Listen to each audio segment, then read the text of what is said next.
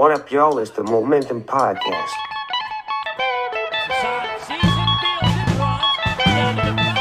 Yeah, so what is that podcast called? It's called like Momentum. We're up.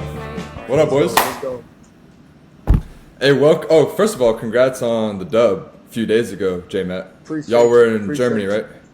We were in Germany playing the Giants, and 2-7 is not fun, and it's crazy, going into that game. I had full confidence we were going to win. I'm not even saying that like, oh man, I'm on the team, we're going to win. Like, I'm at that age now where I can kind of step outside of like being on the team and the allure of the, we're going to go 1-0 this week. I can kind of be like, okay, we have a good chance, or this one's going to be tough, or we're going to beat this team. And going into that game, I just still felt that sentiment like we wanted it more going into that game in Germany, whereas I feel like the Giants were kind of like, we played the Commanders close. It's a playoff contender this year. And they just played another team very close. They played the Steelers really close. They played Steelers pretty tough. And I think they're looking at like the Commanders blew us out. They probably think we wouldn't have a chance against the Steelers. So I'm like, they're probably, we're going to come in here and get an easy dub in Germany and head back. I think we were way more focused and hungry going into that game. So I wasn't surprised that we got the dub. And we got a bye week now, which is awesome. But then we got the Chiefs after that. So big test. That's Justice's old team. The biggest test. Yeah, I know. Yeah, that's the biggest test, though. You know what I mean? I think the Lions. There's an argument for the Lions being the best team in football, but if there's one team you don't want to play for 1 week, it's the Chiefs. Yeah. One day, it's the Chiefs. So that's fair. Yeah. Damn, I'm curious. Playing in Germany, I mean, a few people get to say that even within the NFL because it's so recent. Like, what's that experience like compared to playing in the U.S., playing in front of those fans? Like, what's the biggest difference there? Man, what's crazy? The older I get, the way more present I am. I was flying. What they say, flying by this brim of your seat, something like that. Like you're just going through the motions when you're young. Yeah. Like I played in London when I was in my 5th year, and it never dawned on me that I was playing in Wembley, like one of the most historic soccer stadiums in the world. They basically turn it into a football venue. And you're doing this to make this sport that's very much American gain this global marketplace. Like it didn't even dawn on me. And I went to Vanderbilt and studied econ. Yeah. Like I'm just thinking, we're just going to go play a football game. Why are they flying us out of the country? This is bull crap. When you really see the full picture, I'm like, if these people love the game of soccer, they understand, sport culture. Like they know the ebbs and flows of a game. And, okay, this one we need to be quiet. This one we need to cheer.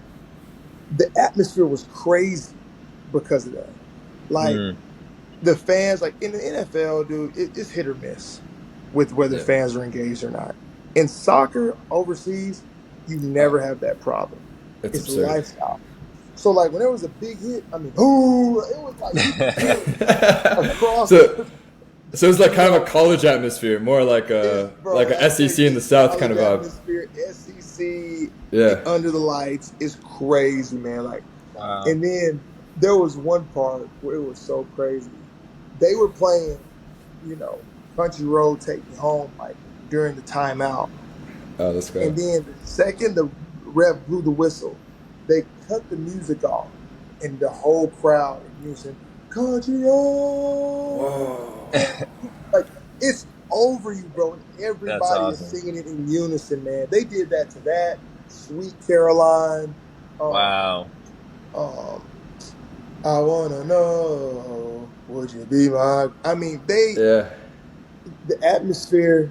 To be honest, Justice was like, I would love to play in something like that every single week.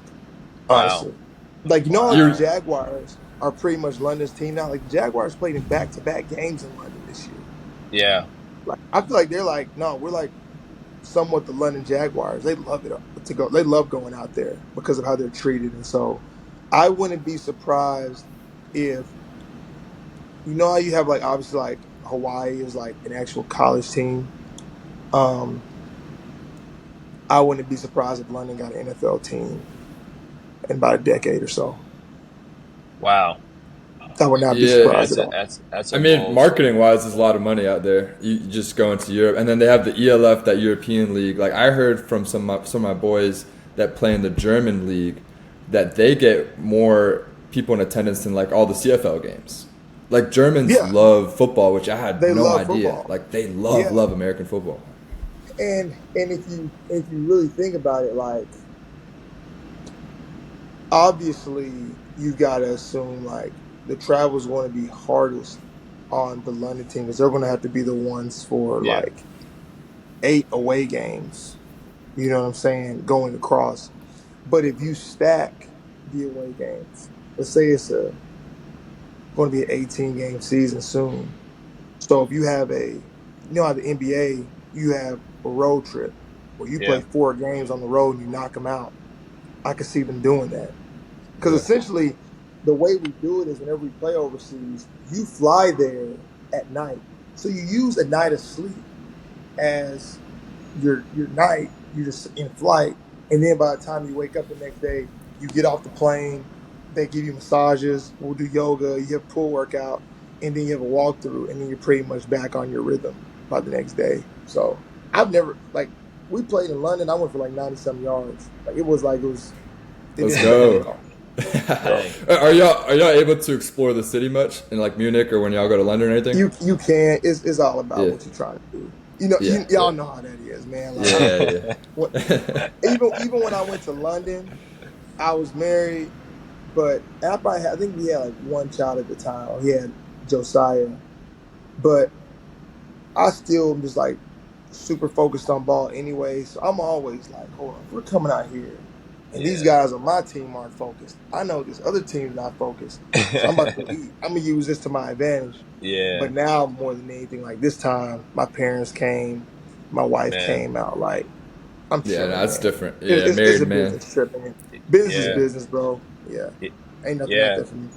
I mean, it's so funny how your perspective has changed because you've been in your seat for so long now. Yeah. I guess what would your older self now want to tell your younger self from that London trip? Like, what would you have told your younger self to do? Anything different? From that trip, because my thing is, I could say soak it all in more, but I'll be honest, man. Like my process and how I've gone about, I've loved the game. There's never been a day that I've gone out on the grass and said, I'm just going to, I'm just trying to get through today. I've always, like when Michael Jordan said that every time he took the court, he knew that there was one person in the stands that never seen Michael Jordan play. So it was his, oh, wow. It was his duty to go put on a show for maybe that one person. Wow. Even whether I'm starting, whether I'm at the bottom of the roster and just doing special teams, like I'm always trying to put on a show. I don't know. It's just, it's in me to want to show out. Dude, when we be in practice, I've had weeks where I was on the scout team and knew I wouldn't even be active. And don't let me catch a pass in the starting defense. I'm spinning the ball. I'm talking junk.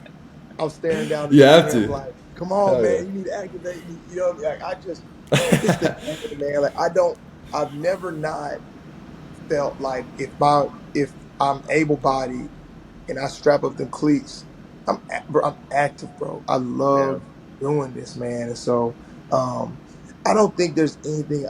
I think going out there to London, I did what I was supposed to do. I was on my job. If I could go back further, this is what I thought you was going to ask, Justin. If I could go back and tell my youngest self in football anything, I would 1,000% tell. I would lock myself in a room and say, play special teams. I would say, you're the number one wide receiver in the country right now, but you don't run a 4-3. You're not 6'5" like Mike Evans. You run great routes, but you're not like, you know, Devontae. like a Devontae, like a just super quick twitch. Like Yeah. every time, like I ran good routes because I had to really, really work at it. Like that dude's a natural basketball player. Bam, Yeah. you know what I mean? Like I had to master leverage and timing and Mm. you know making certain routes look the same. And I was even thinking of even more so like a Devontae for sure, but like a Cooper Cup or a Oh yeah. Wes Walker type, where you're just like, this Yeah. is otherworldly quickness, right? I wasn't any of those guys. I'm good with the ball in my hands, yards after catch, but I'm not Jamar Chase or Yeah. Debo. Right. So where could I set myself apart, even though I felt like I was really good in those areas? What could I have done to put myself in elite rare air if I just told these guys, I'll do all your dirty work too? It Mm. would have been I would have easily made if I'm in year 11 now, if you just stack $1 million on each year, I probably would have easily made another 10 million playing football. No question. Wow. No question. No question. Wow.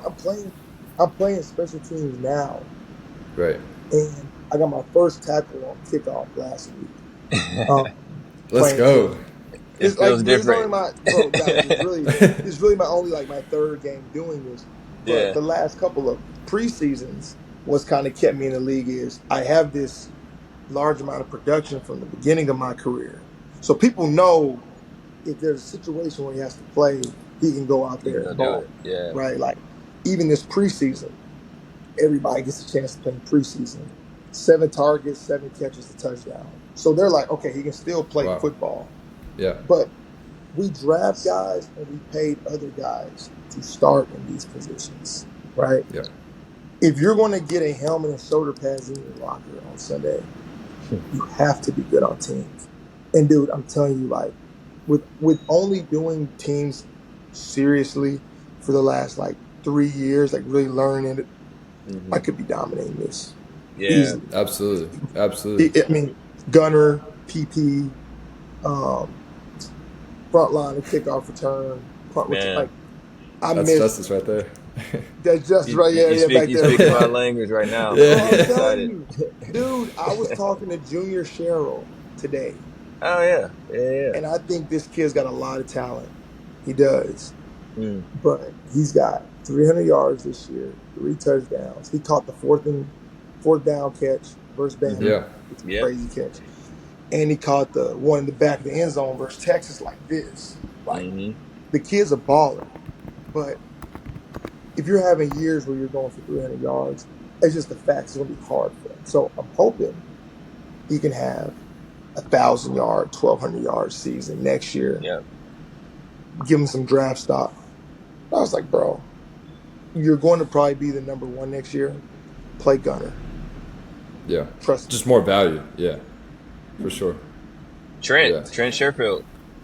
Yeah. Trent's been going That's crazy. the best example of that. Yeah. Well, I feel like your offense in Carolina is so young for the most part. Like Bryce, obviously, Chuba, Leggett, and then you're kind of like what year 11 you Coker. said. Yeah, exactly. Yeah. So you're kind of the vet in the room, the old head. So you're able to kind of like impose this wisdom on these guys. I'm just happy from a quarterback standpoint to see Bryce having the success he had post, the benching. Like what is it? Y'all are 2-1 since coming back. Stats are looking good. Like feel like he's more confident too in that offense. Like Coach Canales, I feel like is a very quarterback friendly offense, like the McVay system. I'm just happy to see him find his footing because I feel like from a quarterback standpoint, like you get in the league so young, he was like 2021, and like they just expect you to be a dog immediately. Like you need time to develop. Yeah, I think that the last couple of weeks, I've definitely seen Bryce get a lot of his confidence back, which has been awesome because Bryce is a mild-mannered guy anyway. He's very easy to root for because of how humble he is, right? Yeah. But then there's these people that, when things aren't going well, they want to see him like show this, like outward bravado, but I'm like, that's just not who he is. He's Right. always chill. Yeah. He's never too high, never too low. Like that's how he got to be a first round #1 pick. First overall. Heisman Yeah. Trophy winner anyway, was being even killed. And so seeing him, how he handled the whole business situation, how he's bounced back now. Look, I'm excited for him. You know, I know people obviously make a huge deal about stature and things like that. When Bryce is playing confidently, dude, he can go win you some football games, and people are starting to see that now. The test is going to come because, look, I'm gonna be honest. The Saints came in. I think the Saints were a team they beat us really bad at the beginning of the year, and they thought they were going to come get an easy one. Derek Carr was out for a long time. Okay, Carr's going to come back. We're going to get back on track, get an easy win versus the Panthers. Nope. Yeah. Giants came to Germany, thinking they were going to get an easy one. No. So these were good games, I think, also, where we're flying under the radar. Other guys are building confidence too. We're getting healthier in some positions. And for what it's worth, now he's got this young group of guys, Jatavian Sanders too, in my room at tight end. I think it's kind of fun for him. Because look, when you're a young guy and you're playing, like you overthrow a vet, you're like scared to death. Yeah. Like, yeah. For sure. Oh no, you know what I mean? And you gotta hope he's like It's like DJ Moore in Chicago. Bro, I'm telling you, yes. Like you overthrow me, I'm gonna be like, bro, don't worry about it.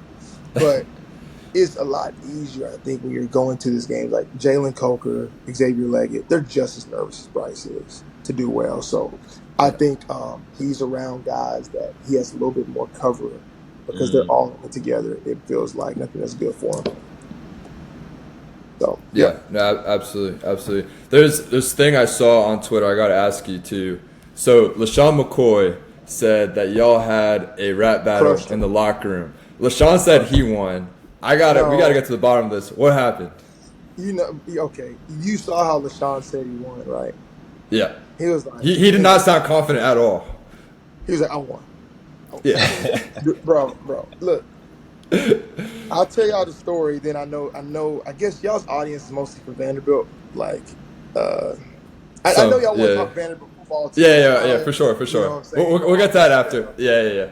But I will tell this story, and this God honest truth, and I got all the respect in the world for Shady, because I do respect too, because Shady's the best, ish talker in the world. He was about to, he was gonna try and rip me on the podcast, probably about something football wise. He's an all pro guy, right? Yeah. I had some really good years, but now I'm trying to stay on a roster most of the time. Check Sproles said, don't do that. And he's like, you know what I'm saying? Because I was like, okay, so I'm not going to say more than what needs to be said. And I'm going to give Shady his respect.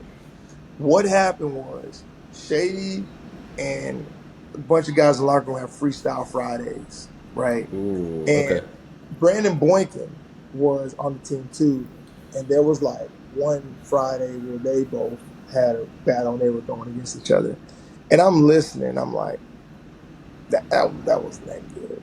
I can go. I'm not tell y'all I can go. I don't know why I got this ability. I know my mom made us read a ton when I was young. I know how to put words together. Also, too, I think culturally, I was around a lot of different stuff. So I know if I'm in a room of people, I can make a joke or a reference that 75% can get, and then I can get the other 25% in the next bar. I figured that out. But long story short, I used to rap around Sproles all the time, just off to the side. I was like, big bro. When it was practice, there'd be a beat going, I start freestyling. Sproles was like, bro, you can really go. So one day we're in stretch lines, and they're talking about who's gonna have the next rap battle, and then Sproles goes, Shady, he stutters a little bit. He's like, that boy J-Mac can rap now. And Shady just starts ripping me. He's like, man, that private school dude can't rap. That boy can't rap. Vanderbilt, man. What was a Yeah. Vanderbilt, man? What you went to Providence? You can't rap, you know, Yeah. and when Shady would get going, he would just get going, man. And I was like, dang, this dude really is like, you know, like killing me right now, but he doesn't know like I can go. And so basically we get into the locker room Friday, and I'm like, well, I'm just going to go at this guy because he came at me on the like, you know, in stretch lines talking Sproles. So I go over to Jason Peters. I'm like, hey, put on this beat. I said, I want Shady. Ooh. And I'm Okay. a rookie, bro. I'm a rookie. This is like my sixth. Oh, it's your rookie year. This is my rookie year. I said, I want I want the guy, you know, big homie. And I just, guys, it was bad. He said it was I got Is that like when bad? Sproles would not. Like, you gotta think about it. Sproles brought it up because he knew. Like, guys, Shady never ended up rapping. That's the other thing. Shady went and grabbed the mic and was like, "Hey, yo, F all this rap stuff. Meet me outside. All this you talking? Meet me outside right now, then." Like, and I'm over there like, I didn't expect it to play out this way. 'Cause I'm not about to meet LeSean McCoy outside, bro. No. I don't, you know what I mean? Like, I want no smoke with you, OG. So it ended up de-escalating later. But That's the crazy. funny part was Shady ended up getting traded to Buffalo that Right. offseason. After 1 year, I get traded to Buffalo. I get there. The Shady sees me. The first thing he says to me is like, "Hey, bro, ain't gonna lie, good to have you here, but no more of that rapping stuff." And then he walked away. So it was That's hilarious, man.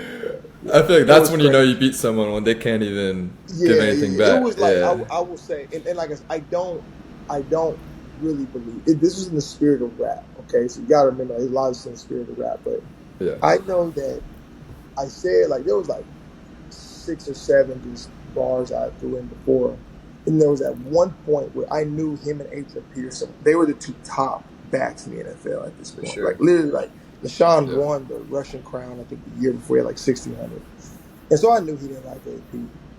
AP had just got in that situation with his son. I said like AP got in trouble for beating his little boy. That little boy's name was LeSean McCoy, and when I said that, the whole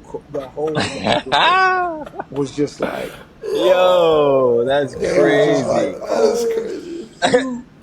They was like, you know, because now, like I said though, like I gave a reference that everybody can understand. I Yeah. brought it to something that was applicable to us football, but then you got the side of the locker room that's hood, Yeah. like a guy taking a beating. Now that's like a dad and a son. Like, oh, now you're Yeah. trying to say that this other guy's like. There's a lot of layers to even just that one. And I said other stuff, but bro, trust me. But like I said, at the end of the day, I guess he did win because I wasn't gonna go outside. I was like, Yeah. Right. no. I mean, it's whatever. But no, like the rapping part though, there's not too many guys in the league that wanna. I've I been want that into a lot smoke. of places. No, He said no. they don't. Because if I'm around you long enough, I'm gonna pick up on Yeah. stuff, and if I'm around a team enough, I pick up on other things too. And I'm like, and I can do the Eminem thing. Like I can already tell you what this guy's gonna say against me. You know? Okay, that's smart. Yeah, the preemptive. I did get cut. Yeah. I did get brought back. I did have to change the tight end and running back. Yeah. I did have to switch and go play special teams. You know what I'm saying? I can. Right. I can. Damn, I already see it coming. Yeah. And then say, but I know something about you. That's hard. And as a rookie to come in and do that, you probably earn everyone's respect. They're like, all right, like this guy's a dog. Yeah, that's dope. All right, so what was it before we started? You were saying you were at Vandy practice today. Definitely want to talk about this season. That video you posted after the Bama win, that was the shit right there. Like you're like, yo, like you went on a monologue and you're like, this is the greatest college football win of all time. It is. And I mean, all of us Vandy guys, like, I'm just so happy to see us winning and competing against these teams. Like, first, like, what did you see at practice today? Like, what are your thoughts? So first off, man, Clark Lee's the man. Yeah. Absolute man. Um, he lives and breathes it's like this stuff so much, and it's in such a like man, it's so potent, bro. Like I'm telling you, dude, I just been around this junk long enough, man. Yeah. Like I can tell when it's real.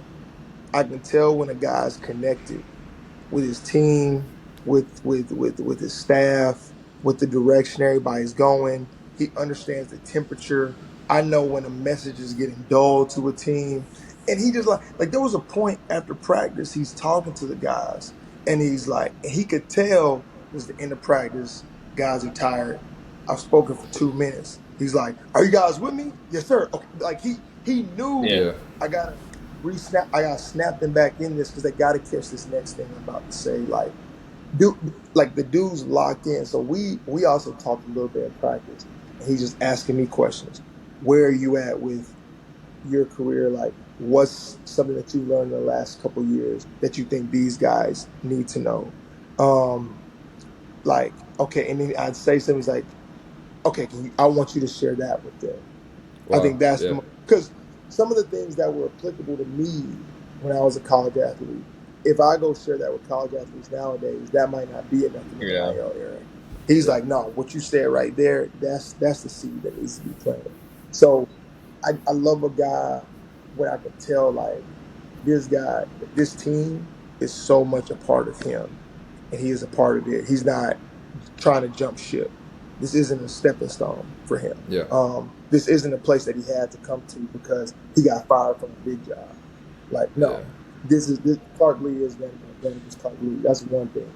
Um, I also think that they're managing the team in a good way because all those guys that played a lot, they were resting. Avia, Quincy, Junior Stowers. Searle, Stowers, none of those guys practiced at the beginning of the bye week. They were all doing recovery stuff. They're getting those guys ready to go play LSU, and all of the LSU. freshman guys, yeah, all the freshmen, young guys, they're practicing scrimmaging and getting better. So I just think that team management is good. You're not just saying we Mm. lost to South Carolina, we're gonna go rant like just go all out, full contact. It's like no, like we have a process.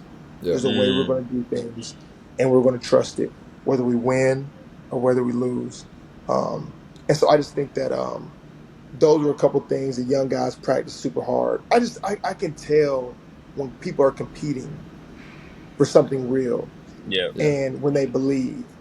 I think, people always talk about culture. I believe so much in environment. I believe environment is what you got to change first, and then the culture comes after that, right? Hmm. And if you can cultivate an environment of that makes people start to believe, like that's when culture happens. These guys that come in and preach culture, culture, culture, it's like, dude, okay, Yeah. the only way you're going to get that culture in here that quick is you would have to fire everybody and go hire everybody that already has that culture mindset and then say go. But you can't have that mass turnover. Maybe now in college it might be a little bit easier, but I know when I was coming up, it wasn't. You maybe could only flip a couple roster spots a year. So culture has to be built from within. Well, you're not going to get it from just preaching, preaching, preaching. The environment has to change.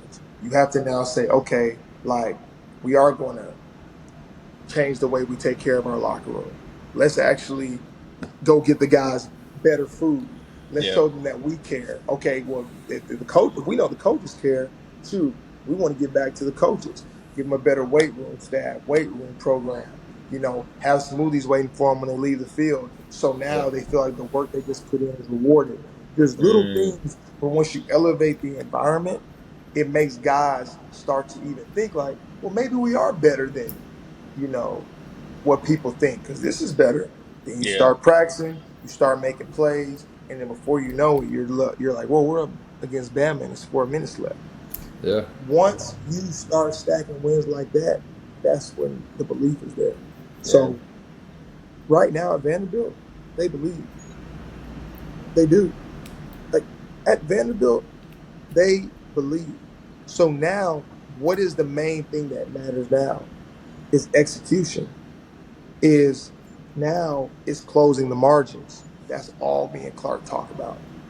Before, when I came here 2 years ago, he had to get guys that believed Mm. first. Yeah. So what he started doing? Changed the environment. Got stuff for Corbin. Okay, want to have these in the off season.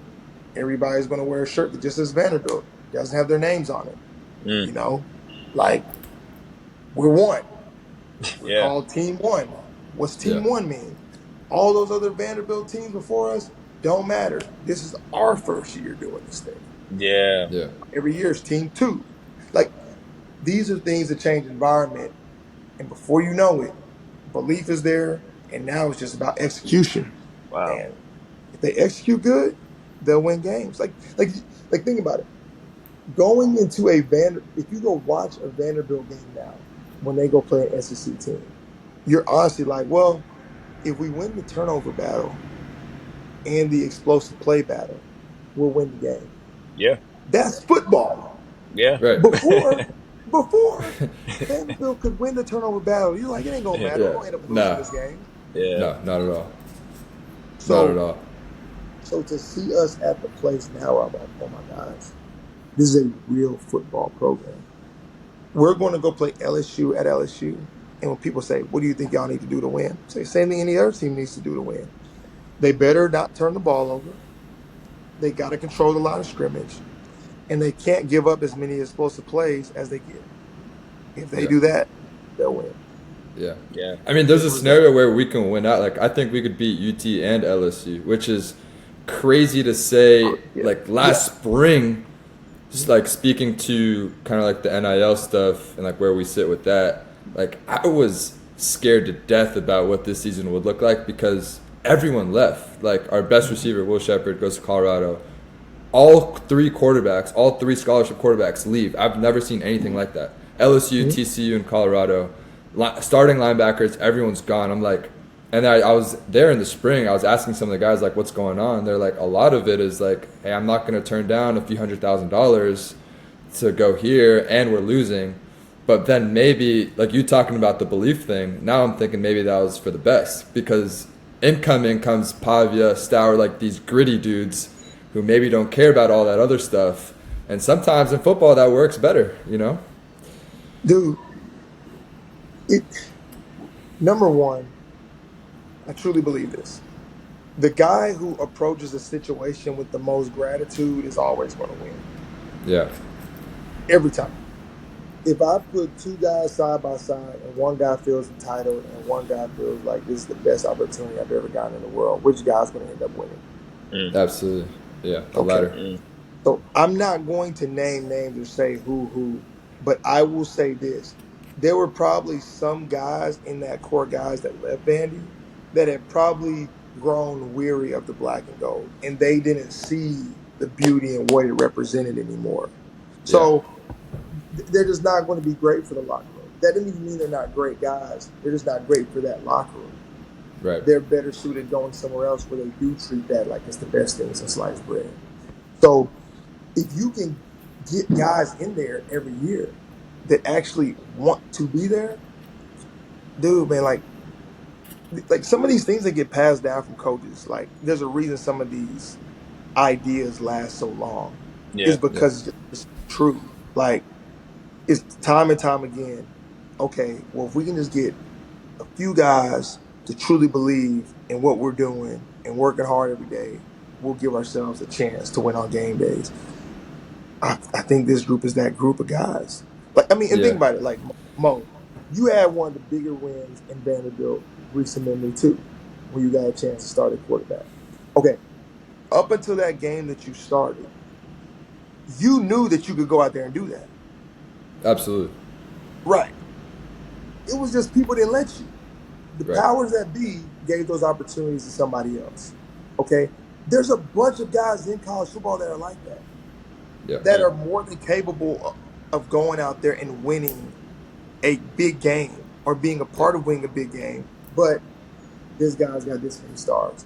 This guy has much NIL money invested in him. Man, at the end of the day, this thing is still about, like, how are you able to put a roster together how you're able to build a team. Yeah. Like facts.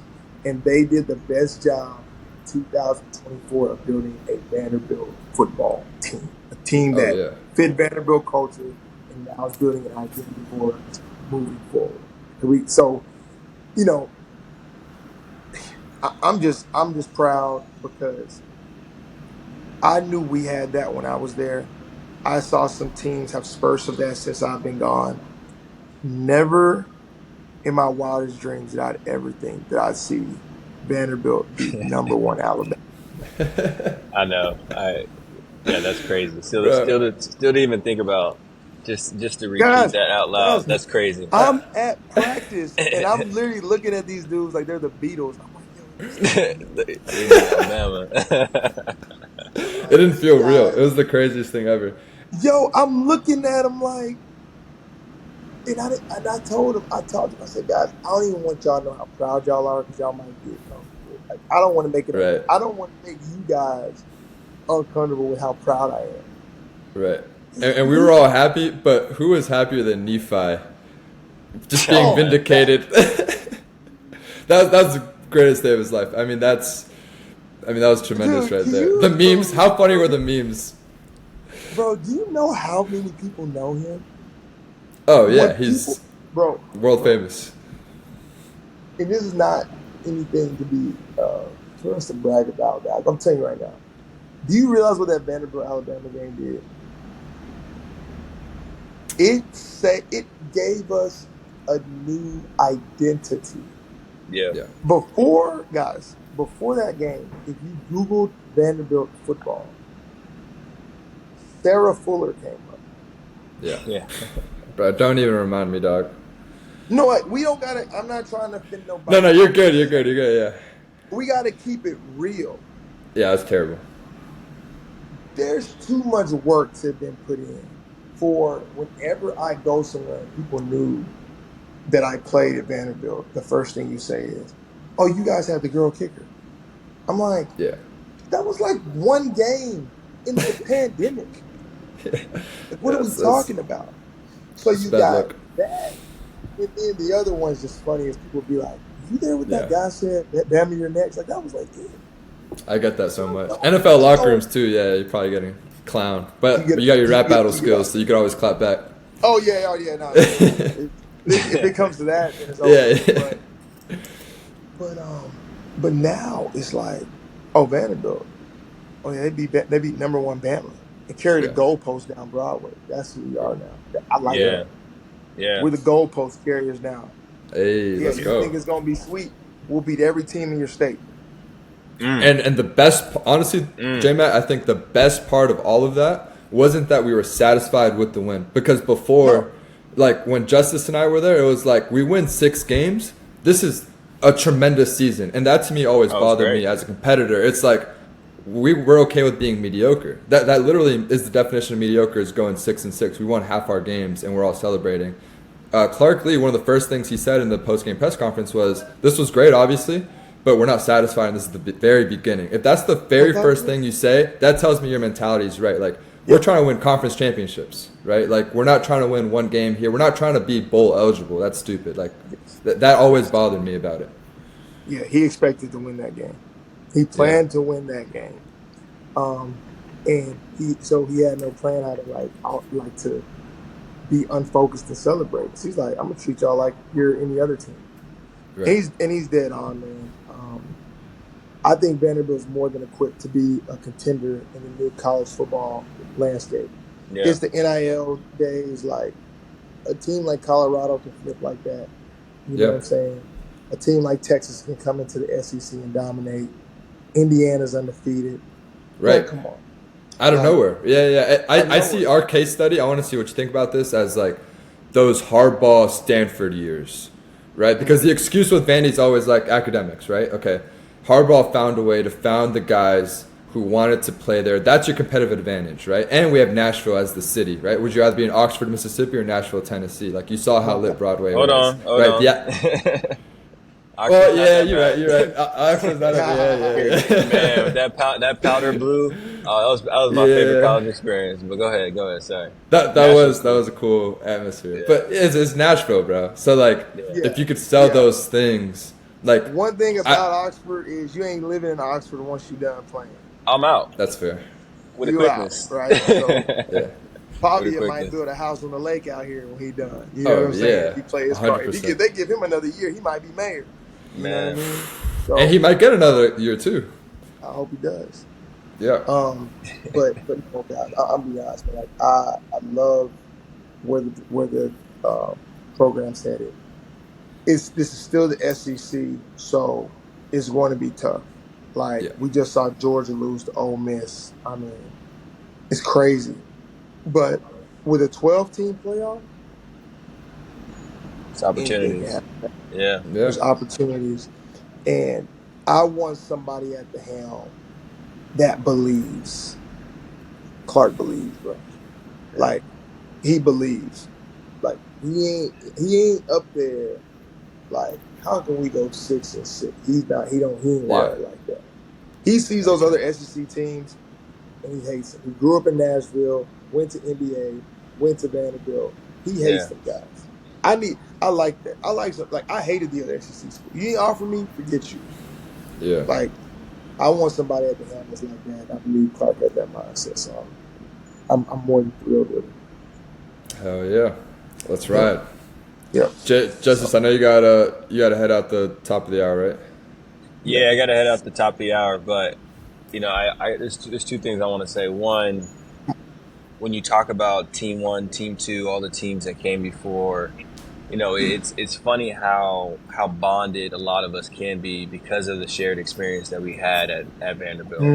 Mhm. It's one of those things that there, you just can't put words, you can't describe what it's like to be on that campus playing for that team, going through the struggles that everyone has gone through, and to see all this happening now. It's brought back relationships and conversations that we haven't had in many years. So it's amazing to see all that happening. The second is it's funny because I actually thought, as Mo, as you were mentioning with the NIL stuff going on, I actually thought it was going to take a big hit to Vandy. Like I was like, Yeah. you see Stanford, you see Northwestern, Duke has been able to hang in there a little bit. With some of these academic institutions, being an academic person, it's like, it's the opportunity cost of going and playing somewhere big and making a bit more money than, kind of focusing on the future, which is very hard to see in the moment. And to see, then to have this happening now, it's gonna make those guys, particularly on that team now, have so much more opportunity in the future, Right. which is just awesome to see. So yeah, those are the two things I want to say from what you're saying right there. Justice, you're right, man. Yeah, And there were guys. I went to my team meeting because we were in. I forget. We were in Chicago right after Vanderbilt beat Bama. I went down to like the mess hall, like the food hall, because Yeah. we were in the Chicago hotel, and I'm talking mad cash to pay for it. I know you saw that. I know you didn't believe. I'm talking. I'm talking crap to everybody. I'm just smiling, and Oh, they so was happy.